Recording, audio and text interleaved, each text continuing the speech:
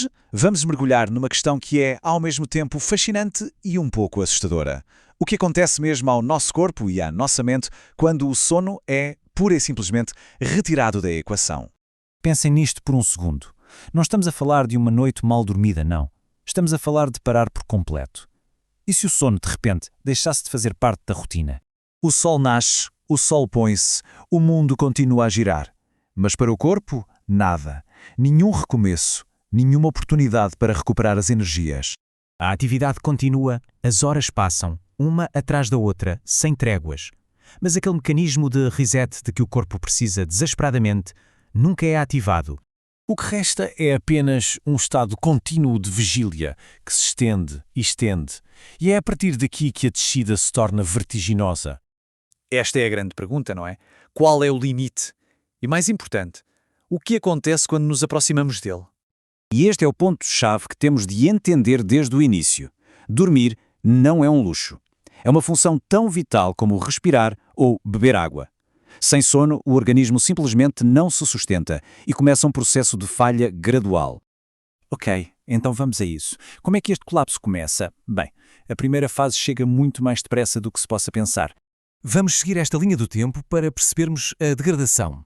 E começamos pelas primeiras e cruciais 24 horas. É aqui que o corpo começa a enviar os primeiros e bem claros sinais de alerta. Olha, basta passar um dia e uma noite em branco para os efeitos serem óbvios. A capacidade de prestar atenção cai a pique, as reações ficam mais lentas, a paciência desaparece, a irritabilidade toma conta. E tentar ter um raciocínio lógico, bem, torna-se uma tarefa quase impossível. É no fundo o corpo a dizer, paga-me o que me deves. Depois das primeiras 24 horas, entramos em território bem mais perigoso. A luta já não é só contra o cansaço, é contra a própria desorganização da mente.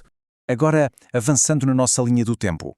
Entre o segundo e o terceiro dia, a coisa fica séria. A falta de sono começa a atacar as funções mais complexas do cérebro de uma forma, bastante agressiva.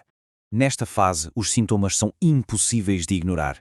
A memória de curto prazo começa a falhar. Por que é que isto acontece? Porque o cérebro não teve a sua janela noturna para organizar e guardar as informações do dia. O humor fica completamente imprevisível e uma espécie de névoa mental instala-se. Tentar focar numa coisa só é uma batalha perdida. E a questão fundamental é esta. O cérebro, que precisa do sono para se limpar e organizar, simplesmente perde a capacidade de funcionar de forma ordenada. É como se as linhas de comunicação entre os neurónios começassem a falhar. A informação já não passa como devia. Se por alguma razão se continuar para além das 72 horas, o problema deixa de ser só na cabeça. O corpo inteiro entra em modo de crise. É uma falha sistémica. E chegamos à última paragem da nossa linha do tempo, a fase mais crítica. Aqui, depois de vários dias sem dormir, o corpo é levado ao seu limite absoluto. Pensem nisto como um colapso em câmara lenta. As funções mais básicas, como controlar a temperatura do corpo ou o metabolismo, começam a ficar desreguladas. O sistema imunitário, que recarrega durante a noite, fica fraquíssimo.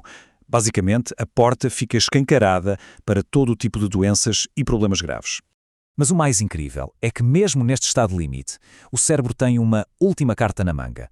Um mecanismo de defesa fascinante para se forçar a descansar, quer se queira, quer não.